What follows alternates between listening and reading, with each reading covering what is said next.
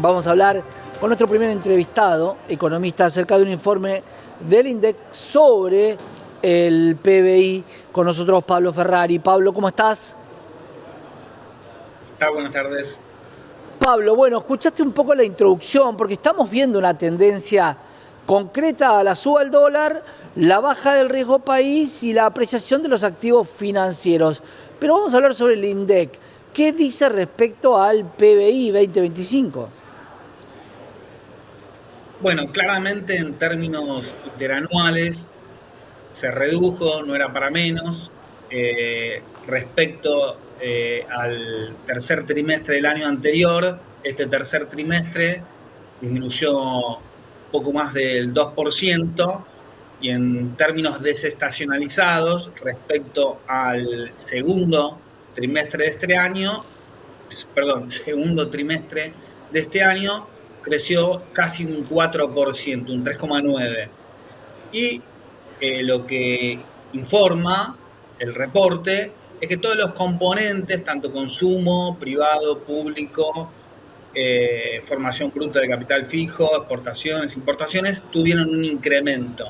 Ahora, cuando uno se fija, entre otras cuestiones, el componente más dinámico de la demanda, que es la inversión, uno encuentra que en términos interanuales, en lo que respecta a la construcción, la madre de las industrias, tuvo una caída significativa.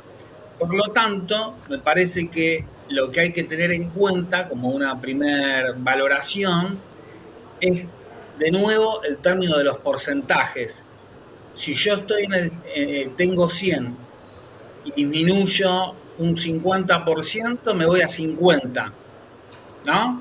Pero si de 50 crezco un 50%, me voy a 75. De alguna manera, esto es lo que está pasando, se están mostrando porcentajes y en términos absolutos todavía, por eso es importante medir en términos interanuales, estamos con un producto, con una torta más pequeña que el año anterior. Cuando hablamos del PBI, del Producto Bruto Interno, ¿cómo va a cerrar el año 2024? ¿Qué es lo que finalmente muchos dicen? Para el 2024 vemos una caída, para el 2025 vemos una recuperación del PBI. ¿Está dentro de lo que se había proyectado? ¿La caída es mayor de lo proyectado? ¿Cómo estás viendo el cierre de 2024? Me parece que está más o menos en línea con lo que se venía hablando. Todavía hay que esperar el último trimestre del año. Y respecto a 2025, se da algo similar, aunque no exactamente igual, similar a lo que hablábamos recién. Cuando vos tenés una caída desde un nivel, para, en términos porcentuales, llegar al mismo lugar, el porcentaje necesario es mayor que el de la caída. Por eso, me parece que no es descabellado lo que se está hablando de, sí, la economía argentina termina un 3,5, un 4% más bajo respecto al año anterior. Subir 5 puntos no es tanto, es estar de alguna manera Break-even. como se estaba. ¿Cómo? Estar break-even respecto al año anterior. Exactamente. Por lo tanto, me parece que no es difícil de lograr, y el tema es cómo se logra después, qué hay ahí adentro. ¿Por qué? Cuando uno ve los niveles de actividad económica, la recuperación relativa, etcétera, lo que termina viendo es que de alguna manera se va reconfigurando la actividad argentina en cuanto a sus motores. Entonces, todo lo que es, sobre todo industrial, mano de obra intensivo, aunque no tanto, tiende a no recuperarse tanto. Lo que es capital intensivo, que genera poco trabajo, sobre todo con vistas a las exportaciones, es lo que está creciendo más. Claro. Por lo tanto, algo que se abre de cara al futuro es el empleo, ¿no?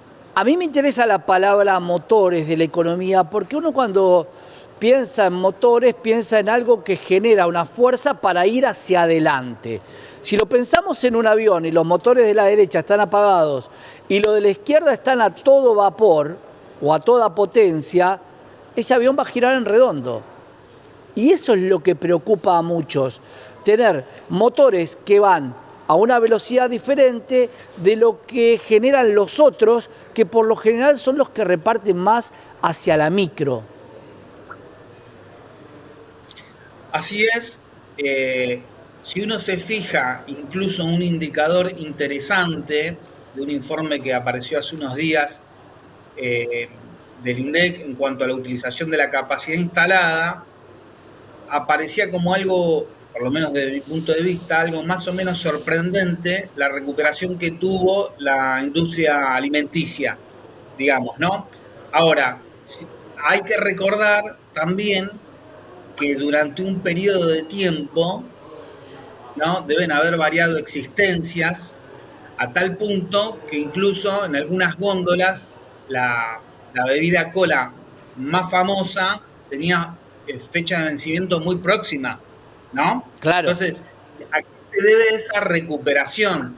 ¿Tiene que ver con un rezago por haber utilizado stocks anteriormente o es algo que se va a mantener? Después, esa industria alimenticia va a tener foco sobre todo en el mercado interno, o más que sobre todo, va a tender a recuperar Claro. la parte del mercado interno perdida o va a estar enfocada al exterior, porque los índices que muestran compras, consumo privado en supermercados, etcétera, todavía siguen muy bajos respecto a años anteriores. Sin duda, Pablo, y toda apertura, no hay tanta austeridad ni tanto acopio ni ahorro en la economía argentina como para abrir nuevamente la obra pública, ¿no? Que esto también es algo que debería motorizar y mucho al sector, pero para el 2025 parece descartado. ¿Cómo lo ves para cerrar?